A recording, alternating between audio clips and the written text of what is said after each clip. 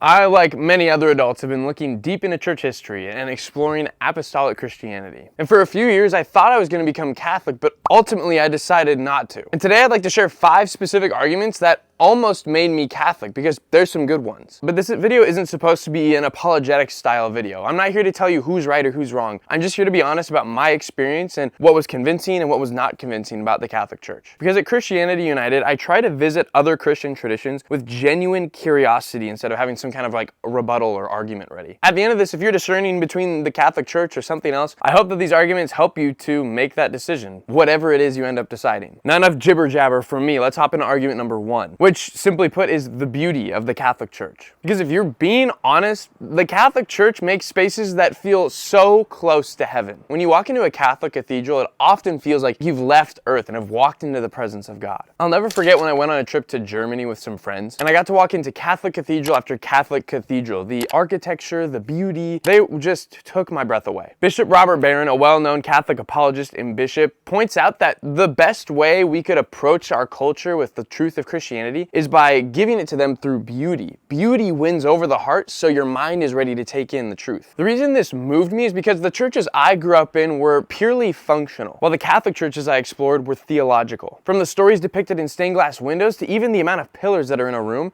a Catholic church is trying to teach you about God just through visual learning. The beauty of the Catholic Church was making solid arguments to my heart before my mind could even comprehend them. And as I was encountering this architectural beauty, I started to wonder what kind of beliefs, what kind of theology would inspire people to make such beautiful places of worship. But before I move on to my next argument, here's why that didn't fully resolve things. Because while I visited tons of Catholic cathedrals in Germany, I also visited plenty of Lutheran cathedrals as well that were just as beautiful. Now some might say, well, Joey, that's because the Lutherans stole them from the Catholics. And I don't think that's fully fair. If Lutheran theology was inherently against the beauty of architecture, why didn't they just tear down the cathedrals or abandon them entirely? Why did they feel the need to keep them while reworking so many other aspects of the church? Not only that, but why were some of the cathedrals I visited in Germany built by Lutherans after the Reformation? While Catholic beauty is amazing and it's miles beyond the megachurch amphitheaters that we get today, I also saw that historical Protestantism is just as dedicated to architectural beauty as Catholics are. But that wasn't the only thing that was making me grapple with the Catholic Church. The other aspect was how it stood the test of time. The Catholic Church is the oldest continuous Western institution in the entire world, and it has billions of followers. It's withstood all kinds of heresies. Empires have risen and fallen while the Catholic Church has remained. And it led me to wonder if this thing has survived so many different attacks on its theology, on its hierarchy, and has still lasted.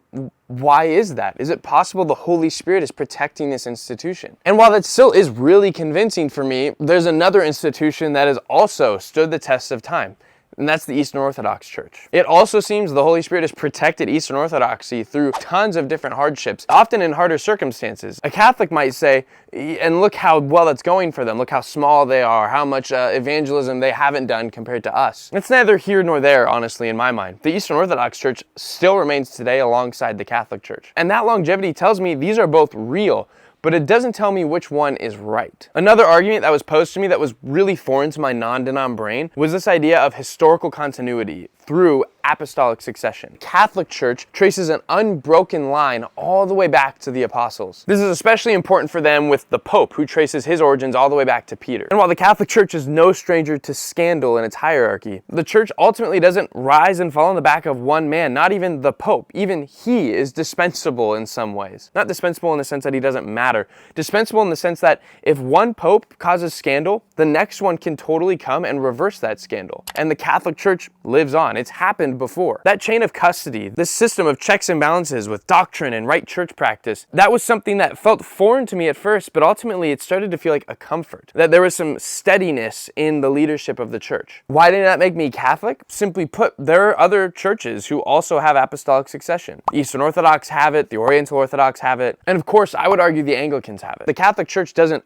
own succession. There are plenty of other groups that have it too. I'm editing the video and I just want to pop in and say that from here on out, the sun gets really bright and I didn't know that, so prepare yourself. This next one is where it gets a little bit personal, especially for the Protestants in the audience, and that is tradition alongside Scripture. Because let's be honest, everybody knows the Bible didn't just fall out of the sky, complete with all its contents. There was a process of writing, of organizing, compiling into what we now know as the Bible. And honestly, my Protestant biblical studies courses teed me up for this idea that the Catholic Church has a tradition that goes alongside Scripture. If you've gone to any decent Protestant seminary or Bible college, you know that the Bible wasn't made in a vacuum. There was cultural context, edits made to different texts. And ultimately, you know, it was the church guided by the Holy Spirit that compiled into what we now know as the biblical canon. And even if you're a sola scriptura Christian, there are things that you believe that aren't necessarily explicitly stated in Scripture. The doctrine of the Trinity, for instance, can definitely be found in Scripture, but the philosophical lingo that we use to explain it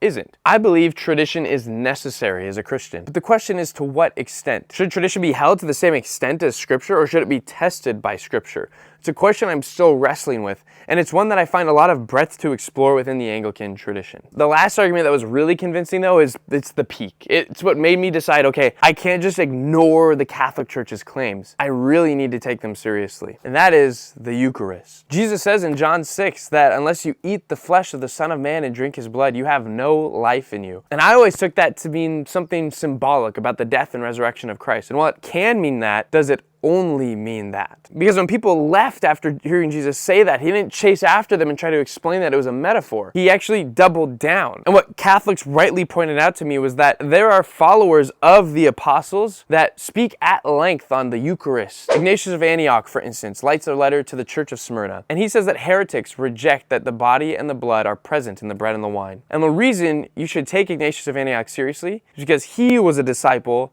of John, who was a disciple of Jesus. That's not 300 years of accretions and traditions getting in the way of proper theology. That is a student of Christ's student. So unless Ignatius of Antioch plugged his ears while he was learning from John, that's probably what the apostles believed, because it seems to be what Christ taught in John 6. When I read that Ignatius of Antioch quote and read John 6, and I looked at my own church practice, we regularly had communion every week. We would always preface that it's just a symbol. Nothing is going on with the bread and the wine, or bread and juice, because we didn't drink wine. But I soon learned that it wasn't just Catholics that believed the bread and the wine were body and blood. The Orthodox believe it, and historical Protestants believed it as well. As an Anglican, I know that the Anglican Church takes the Eucharist very seriously. We uphold real presence. Christ is real in the Eucharist, even if we don't define it with the same mechanisms that the Catholic Church does. And I don't know if that's me being wise or me compromising. That's just where I'm at right now. I'm not trying to say that, like, I'm right and everyone else is wrong, because I've looked at the facts. And again, as I've shown, there are some good reasons to become Catholic. I've heard the arguments, I've sat in chapels, I've listened to your favorite apologists, and yet there's still reasons that have kept me unsure of if I should become Catholic or not. That doesn't mean I think Catholics are heretics. It doesn't mean that if you become Catholic, I would discourage that. I'm trying to be honest with the data and trust that God's Spirit is guiding me. If you're a Catholic and there was an argument I didn't mention, what is it? And let me know in the comments. I'd love to hear it from you. And if you're a Protestant and any of this connected with you, which argument specifically connected with you? Or is there another reason that you're still Protestant? Place that in the comments as well. And let's be charitable, guys. Let's choose curiosity over condemnation as we interact with each other. Finally, if you'd like to join a community of people who are dedicated to this posture of curiosity and having honest discussions about the church, I'd encourage you to check out my Patreon. And I actually posted this video idea early in my Patreon so that I could get some feedback from my followers and see if this was even a good idea or not. So I'd also like to give a special shout out to Greg. He is an awesome supporter, and he helped me take the leap of faith and make this video today. That's all I've got for you, so I'll see you in the next video. I'm Joey. This is Christianity United.